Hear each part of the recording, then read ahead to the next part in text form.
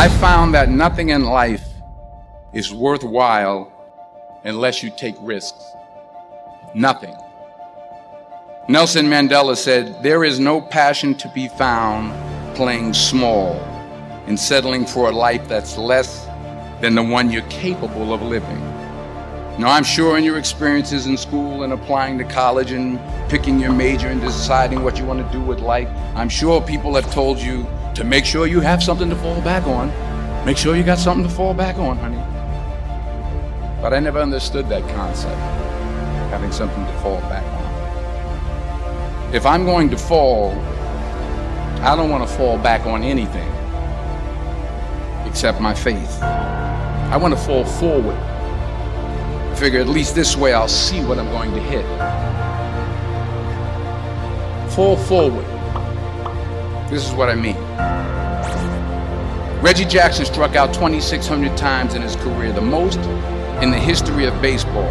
But you don't hear about the strikeouts. People remember the home runs. Fall forward. Thomas Edison conducted 1,000 failed experiments. Did you know that? I didn't know that. Because the 1,001st was the light bulb. Fall forward. Every failed experiment is one step closer to success. There is no excuse for not living up to your fullest potential. No excuse. I told you, I didn't get a new daddy. I didn't get a new mama. What changed? I changed. And I stopped being a victim. I stopped saying, I've got to wait for good things to happen to me. And I said, I'm going to grind. I'm going to fight. I'm going to work. I'm going to press toward. I'm going to learn. I'm going to do everything in my power. Every single day, I'm going to do everything in my power to become a victor and not a victim. Now, let me say this before I move forward. And I can't explain it, but you better feel me. Winners win and losers lose. I can't explain it any better than that. I don't know how it happens, but winners win. And if you create a culture of losing, if you keep being a victim, if you keep letting losing happen to you, if you keep letting people do you and treat you any kind of way, it's going to become a culture. The best way to get the optimum results out of your day is to plan your day the night before. There are two reasons for this. Too often during the day, we're just responding to everyone else's needs instead of doing our intended plan.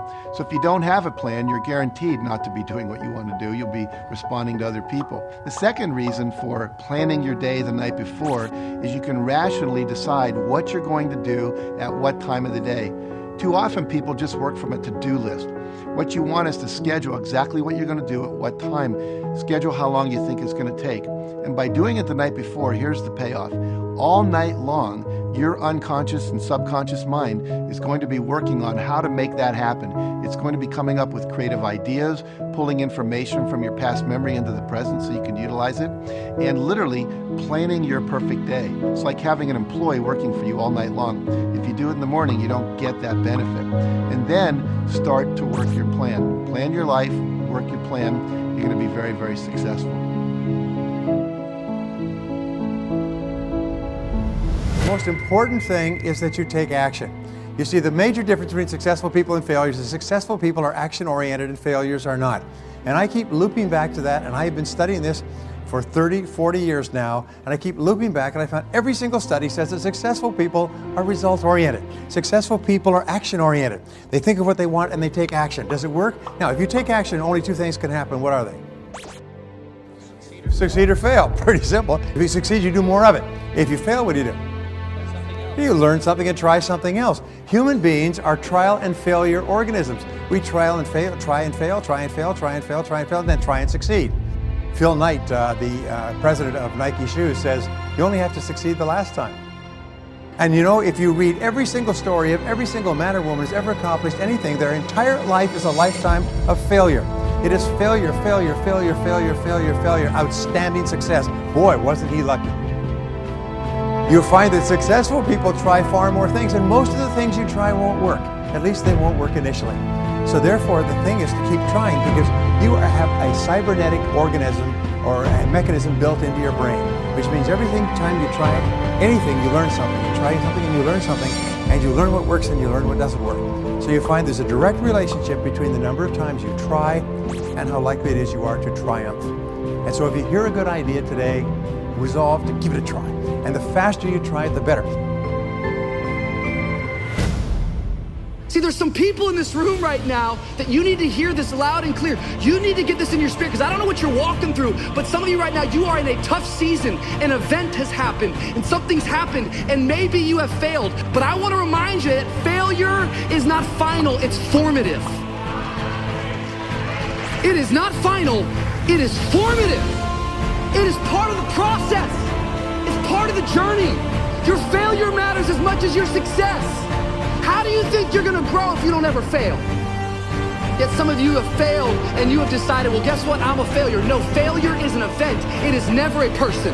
Just because you failed doesn't mean that you're a failure. In fact, failure is actually fuel for your future. The way that you grow, the way that you advance, you have to fail in order to succeed. I wish I could get a witness at 12:15 who knew that they've gone through some failures, and just because you failed doesn't mean it's final, it's formative. That if you want a thing bad enough to go out and fight for it, to work day and night for it, to give up your time, your peace, and your sleep for it, if all that you dream and scheme is about it, and life seems useless and worthless without it, and if you gladly sweat for it and fret for it and plan for it and lose all your terror of the opposition for it, and if you simply go after that thing that you want with all of your capacity, strength and sagacity, faith, hope and confidence, and stern pertinacity, if neither cold poverty, famish or gulf, sickness or pain or body and brain can keep you away from the thing that you want, if dogged and grim you besiege and beset it, with the help of God you'll get it. This is Mrs. Mamie Brown's baby boy, Leslie Calvin Brown, saying, it's been a plumb pleasing pleasure as well as a privilege. Thank you.